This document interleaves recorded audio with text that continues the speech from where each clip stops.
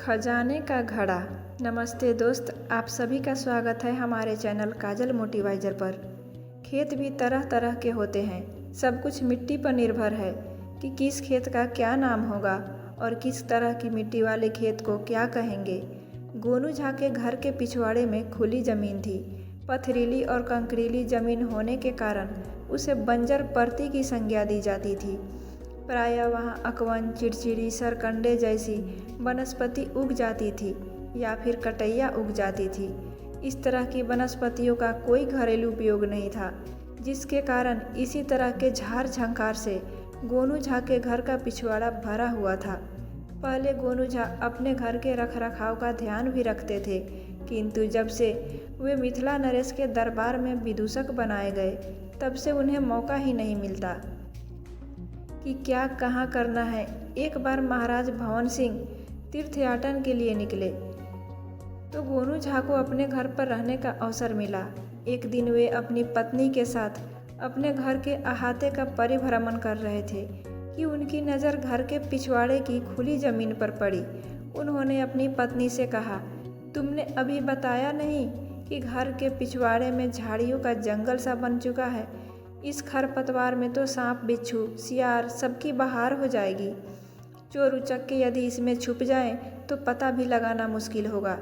पंडिताइन चुप रही, कुछ बोली नहीं। गोनू झा ने फिर कहा, देखो पंडिताइन, इतनी समझदार तो हो ही कि समझ सको कि सुरक्षा और अपनी हिफाजत के लिए हर व्यक्ति को स्वयं सतर्क रहना चाहिए। ऐसे भी मिथिला के सातिर चोरों और ठगों की मुझसे सीधे सीधे ठनी हुई है। जो चोर उचक्के कारावास में कैद हैं, उनके सगे संबंधी तो होंगे ही। क्या पता उनमें से कोई ताक लगाए बैठा हो कि कब मौका मिले कि गोनू झा को सबक सिखाया जाए। मैं जल्दी ही इस खरपतवार को साफ करवाऊंगा। जब इस बंजर जमीन पर खरपतवार पैदा हो सकता है तो कुछ और भी पैदा हो सकता है। पहले मैं पता कर लेता हूँ कि यहाँ पर और क्या क्या पैदा हो सकता है। बात आई गई हो गई। गोनू झा दूसरे घरेलू कार्यों को निपटाने में लग गए। बंजर को आबाद करने का ख्याल उनके दिमाग से ही निकल गया। गांव में वे इधर उधर जाते, हमजलियों से मिलते, दरबार के औपचारिक जीवन से मुक्त ठेठ अपनी शैली में ठहाकेबाजी करते। कहीं उनके लिए भात, मछली और पकौड़े तले जाते तो कहीं भांग घोटा जाता।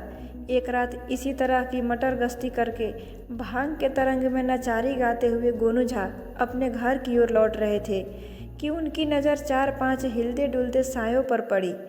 गोनू झा ने सोचा यह उनका भ्रम हो सकता है, क्योंकि उन्होंने भांग पी रखी है, मगर फिर भी वे आंखें फाड़े अंधेरे में देखते रहे।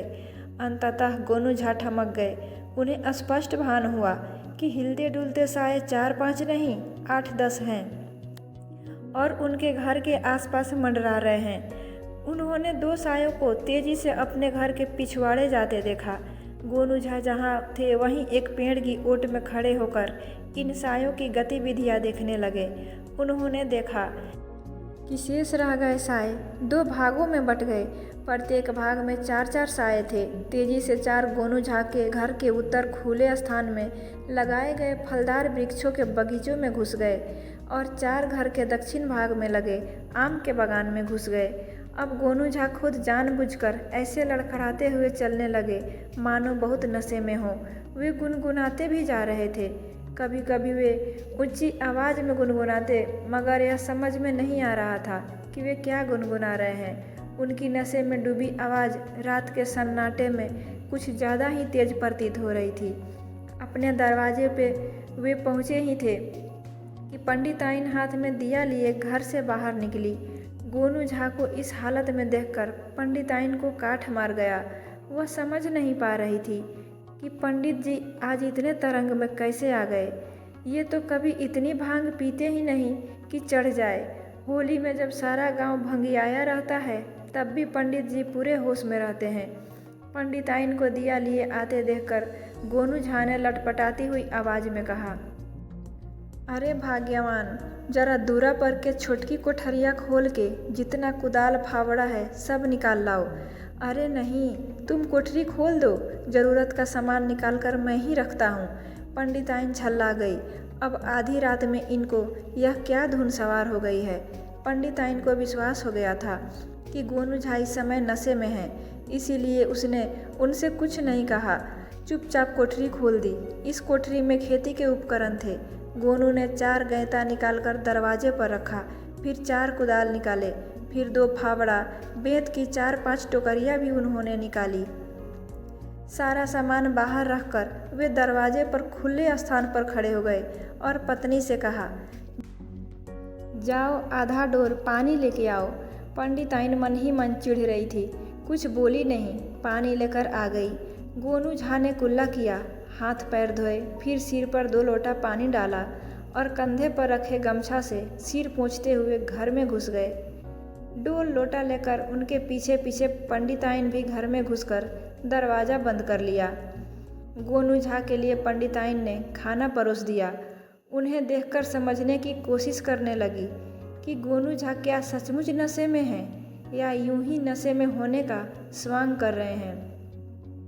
अभी पंडिताइन इस उधेड़-बुन में थी कि उन्हें महसूस हुआ कि घर के पिछवाड़े की जो खिड़की आंगन से खुलती है, वहाँ से कुछ खटर-पटर की आवाज़ें आ रही हैं। उसी समय गोनू झा ने पंडिताइन को आवाज़ लगाई और ऊंची आवाज़ में बोले, अरे भाग्यवान, कुदाल फावड़ा निकालने के लिए तुमने दिया दिखाया है। इसका जो इनाम तुम्हें कल मिलने वाला है, उसकी तुम कल्पना भी नहीं कर सकती हो। पंडिताइन उत्सुकता से भरकर आंगन में आ गई और पूछने लगी, ऐसा क्या?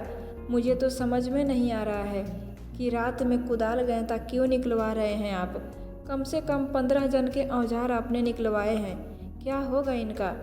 अरे भगवान, कल इस कुदाल फावड़ा से समझो कि अपनी कंगाली जड़ से खुद जाएगी। इतना धन इन औजारों से प्राप्त होने वाला है जिसकी तुम कल्पना भी नहीं कर सकती। मुझे तो बहुत पहले यह कदम उठा लेना चाहिए था, मगर अकल आती है आते आते। मुझे कुछ भी समझ में नहीं आ रहा, आप कैसी पहेलियाँ बुझा रहे हो? धन की बात सुनकर पंडिताइन की उत्सुकता जाग चुकी थी। गोनू झा ने तपाक से कहा, पगली, धन वैभव की बात तुम्हें यहाँ खुले में बताऊँ? इतना तेज नशा नहीं हुआ है अभी कि अपना होश गंवा बैठूँ। तुम मेरी अर्धांगिनी हो, तुम्हें सब बता देना मेरा धर्म है। अग्नि के 7 फेरों में लिए जाने वाले 7 संकल्पों में एक संकल्प यह भी तो होता है, लेकिन यहाँ नहीं। चलो कमरे में बताता हूँ। इतना कहकर गोनू झा मुस्कुराते हुए पत्नी का कंधा पकड़कर कमरे में आ गए और गुनगुनाने लगे। पंडिताइन कुछ देर तो शांत रहकर उनके चुप होने की प्रतीक्षा करती रही, लेकिन जब उनसे रहा नहीं गया तब बोली, अरे बताओ भी कि किस धन की बात कर रहे थे और उस धन का इन खेती के औजारों से क्या संबंध है? गोनू झा कुछ कहते उससे पहले ही कमरे की खिड़की के पास खटपट हुआ। गोनू झा अभी उस आवाज़ पर ध्यान दे रहे थे कि पंडिताइन बोली, अरे कुछ नहीं है, बिल्ली रात बेरात इसी तरह उछल कूद के शिकार करती रहती है। तुम बताओ ना, क्या बताने वाले थे? गोनू झा चलते हुए खिड़की के पास पहुंच गए और ऊंची आवाज़ में बोलने लगे, मेरे पिताजी ने मरने से पहले मुझे बताया था कि पिछवाड़े की ज़मीन को उन्होंने जानबूझकर बंजर रख छोड़ा है, ताकि किसी को भी इस ज़मीन में छुपे खजाने का पता न चल सके। इस ज़मीन में 7 स्थानों पर पिताजी ने सोने की मोहरों से भरे घड़े गड़वा रखे हैं। मुझसे उन्होंने कहा था कि जब बहुत ज़रूरत महसूस हो तब इन खजानों का उपयोग करना। मैंने भी उनके मरने के बाद पिछवाड़े की ज़मीन पर कुदाल नहीं चलाई। सोचा इस 2 कट्ठे में बाड़ी न भी लगे तो क्या है, मगर आज भांग छाँकते समय अचानक मेरे मस्तिष्क में यह विचार कौंधा कि इतना सोना रहते हुए मेरी पंडिताइन एक पतली सिकड़ी पहनती है, खपरेल घर में रहती है। मुझे अपने धन का वैभवपूर्ण उपयोग करना चाहिए। जानती हो ना, सोम का धन शैतान खाता है। तब से ही मैं इन घड़ों को निकलवाने के लिए बेचैन हूँ। खैर, आज नहीं तो कल सही, कल पाँव फटते ही मैं 15-20 मजदूरों को पकड़ लाऊंगा। घंटे 2 घंटे में ज़मीन के खरपतवार की सफाई और ज़मीन खोदकर स्वर्ण मुद्राओं से भरे घड़ों को निकालकर आराम की ज़िंदगी जिएंगे। इसके बाद गोनू झा खूब ज़ोर ज़ोर से हंसने लगे। फिर महाराज की चाकरी करने की ज़रूरत नहीं, नगर सेठों में बैठूंगा, मैं तुम्हें रानी की तरह सजा कर रखूंगा। हंसी का अटूट सिलसिला चल पड़ा। गोनू झा को इस तरह हंसते देख पंडिताइन भयभीत हो गई कि कहीं गोनू झा को भांग तो नहीं चढ़ गई। वह बेचैन हो गई और गोनू झा को अनुनय विनय के साथ बिस्तर पर ले आई। गोनू झा जल्दी ही गहरी नींद में सो गए। पंडिताइन की भी आंखें लग गई। सुबह पौ फटने से पहले ही पंडिताइन जग गई। नारी सुलभ जिज्ञासा उसे बेचैन किए थी कि इतना सोना जब घर में आएगा तब वह क्या क्या करेगी। कई बार उसका मन हुआ कि गोनू झा को जगा ले और उन्हें मजदूर लाने के लिए भेज दें। सवेरा हो जाने के बाद जन कमाने निकल जाते हैं।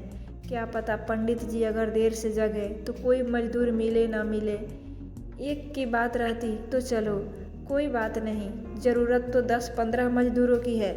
घंटा भर में कट्ठे 2 कट्ठे ज़मीन की सफाई और कोड़ाई तो 10-15 आदमी कर ही लेंगे। हाँ, उस समय खुद भी सतर्क रहना होगा। घड़ा मिलने पर तुरंत खेत से घड़े को ले आना होगा। किसी को भनक भी न लगे कि उन घड़ों में सोना है। पंडिताइन की नींद खुली तो फिर दोबारा आंखें नहीं लगी। गुन धुन लगा रहा कि सोना घर में आएगा तब वह क्या क्या करेगी।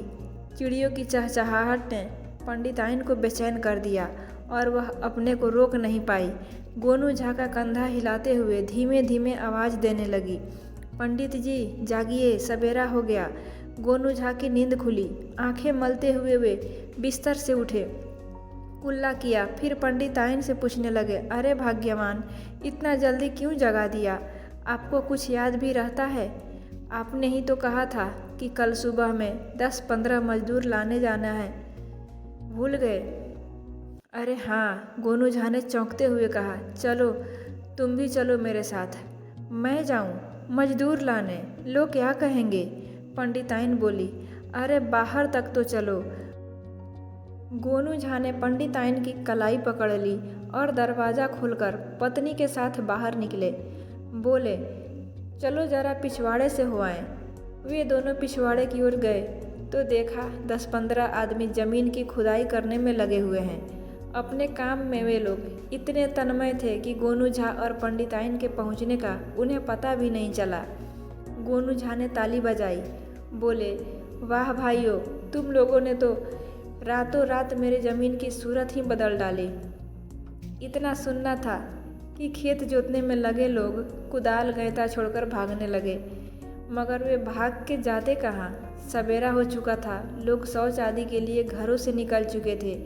गोनू झा ने चोर चोर का शोर मचाया, चीखने लगे, पकड़ो, कोई भागने न पाए।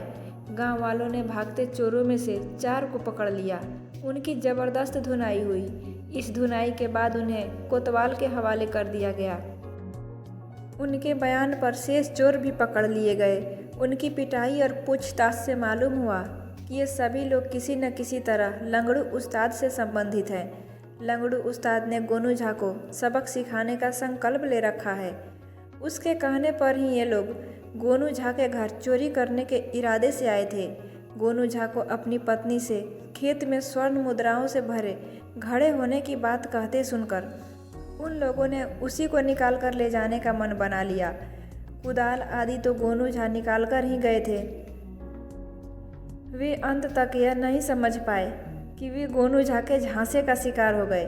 गोनू झा ने पहले ही भांप लिया था कि चोरों ने उनके घर पर घात लगा रखा है। इसके कारण ही उन्होंने खजाने की झूठी कहानी पत्नी को सुनाई थी। हवालात में बंद चोरों को देखने के लिए गोनू झा जब पहुँचे, उस समय भी वे तरंग में उसी तरह गुनगुना रहे थे। चोरों से उन्होंने कहा, अरे भाई लोग, तुम लोगों ने मेरी बंजर भूमि का बढ़िया खुदाई की और उसे हलवे की तरह नरम बना दिया। कारावास की सैर से लौटकर आना तो मेहनताना ले जाना। दोस्तों, आपको गोनू झा की कहानी कैसी लगी? हमें कमेंट में ज़रूर बताइए। वीडियो को एक लाइक कर दीजिए और अपनों के साथ ज़रूर शेयर कीजिए। अगर आप हमारे चैनल पर नए हैं तो प्लीज़ चैनल को सब्सक्राइब कर लीजिए और बेल आइकन ज़रूर दबा दीजिए ताकि आने वाले हर वीडियो आप तक सबसे पहले पहुंचे।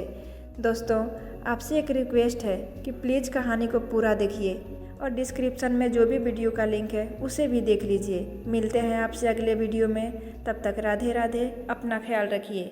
धन्यवाद।